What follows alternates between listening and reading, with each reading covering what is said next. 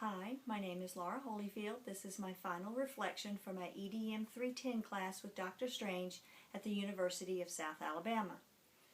When I first enrolled in EDM, I was completely unaware of the amount of time and effort and new ideas that I was going to be exploring. What I knew about my computer was your basic email, Word, Pinterest, Facebook, front page of MSN, and YouTube. What I did know about my computer is what I had figured out for myself, or one of my kids had actually taken the time to show me.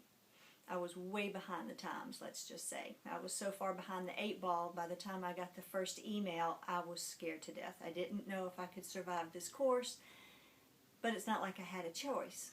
I had to take it because I'm an elementary education major.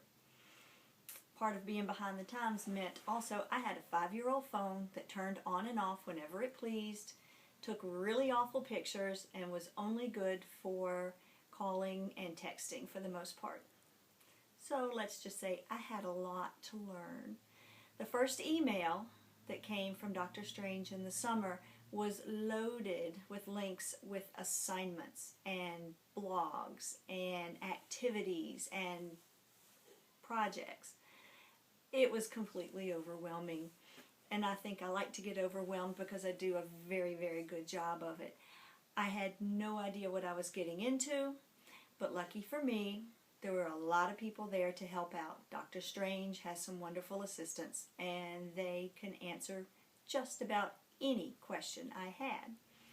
What was really beneficial to me was the checklist. Without it, I would have had a million pieces of paper with different dates. The checklist was a constant reminder of what I needed to be doing and when I needed to be doing it, which is really great. My time management skills in the beginning of this course were definitely not where they needed to be.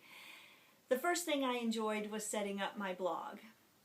Like a child who jumps into the pool, they wants everybody to watch them jump in the pool. I bugged my friends and family. I wanted them to check out my blog. Every time I put something on it, I thought it was a huge deal. At least it was to me.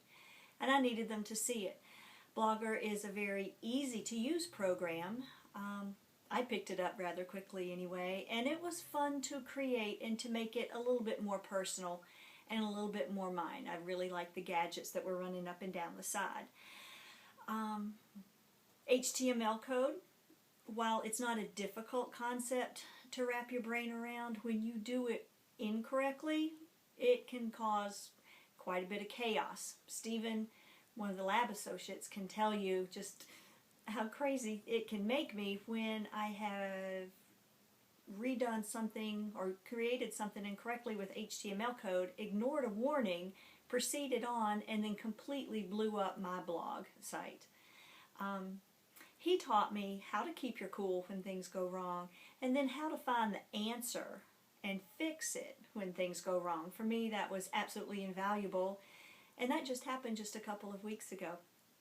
I also enjoyed Wordle. That was our first really big project, if you want to call that a really big project. It was a lot of creativity. It was a lot of fun. I spent forever creating mine. I was changing the color, changing the font, changing the words. It needed to be mine. And I believe I created one that was all of mine. Time Toast was a lot of fun. I can see wonderful applications in the elementary classroom, especially with the early elementary. It's not just killing time, it's testing and pushing the limits of their creativity. I really, really liked my teacher comments and my comments for kids. The teachers had phenomenal blog sites. I spent a lot of extra time following their links, reading their past blogs, then going to people that they had read before. I found out a lot. I learned a lot, wasted a lot of time, but you can't really call it wasting if you're learning something in the process. I did have a little struggle with my comments for classmates. It involved a lot of tact on my part. I can be the overcritical. I'm pretty deadly when it comes to using the red pen. What I had to learn was how to make a constructive criticism and then a gentle, this is how you could have done it better. And there was a whole lot of that at the very beginning when we started our comments for classmates. But towards the end, the errors that were happening for everyone seemed to disappear, and the blog posts were better, and instead of just commenting, it turned into a conversation. I actually enjoyed reading what they were writing, and then they would comment back, and for me that was huge. I loved getting comments on my blog. I checked it multiple times daily, waiting for an assistant to say something, or Dr. Strange to say something, or a classmate to say something, and a couple of times one of my kids actually commented on mine too, which was a thrill. I looked forward to it. I held my breath. Everything depended on it. Yeah, kind of impatiently waited for someone to say something, to acknowledge me. It meant just that much. And every wonderful comment I would get from Dr. Strange or the assistants just boosted my confidence, made me feel like what I was doing was correct and it actually meant something. And it taught me to raise my own personal bar. If they thought that was good, well then next time I could do better. Never utilized the green screen, and I am very envious of the ones who did. I feel like I missed out on a really good learning opportunity, but it never really fell into the realm of what I was trying to create. It still looks like a phenomenal technology with a whole lot of promise within the education, within the classroom. I'm not at the moment as comfortable using a Mac in movie editing as I should be. I tended to take the side seat and do my coaching or backseat driving. I did have to touch it a couple of times by myself, and that really told me that I need a whole lot more work. So for that, I kind of shortchanged myself. I'm not a real fan of the group projects on the whole. Depends on who is in your group also. But I'm really, really not convinced that long distance collaboration is what I'm totally happy with. You had to wait too long for a text to come through, or an email, or a phone call. I really like the personal interaction, face-to-face. You can hammer out ideas. You know exactly what someone's feeling, what they're trying to say. It's just an easier way of hammering out what you want. So I'm more in favor, if I have to do a group collaboration, of let's just sit around the table at an assigned time and just knock this thing out. I've heard it say that what doesn't kill you makes you stronger, and it's a well-worn cliche, I know, but as far as EDM310 and myself, I am living proof that what does not kill you actually makes you stronger. This isn't an impossible course, but it is an intense course. From it, I've got much better time management skills. I can blog with confidence now.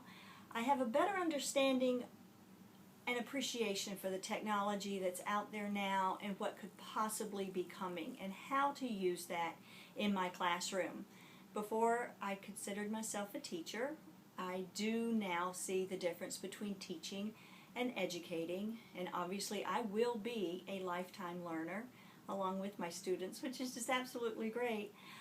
What I have discovered through EDM310 is that I have a massive array of dependable websites and human resources that I follow, and that hopefully one day may be following me. But they're out there. I am not alone. Nothing I do, I am alone. On the positive side, I have upgraded my phone. My poor little old 5-year-old phone that liked to turn off whenever it wanted to has turned into a wonderful tool, the iPhone 4S. I'm very confident using it, and when I don't, I find somebody who does. Better yet, I know how to find the answer for myself in most cases, which is great. EDM310 gave me the confidence that I needed to attack maybe more difficult projects in the future. It's the first thing out of my mouth is not I can't. It's okay, I can do this, but where do I find the information? To me, that was a huge step. I have evolved this semester, and EDM showed me how.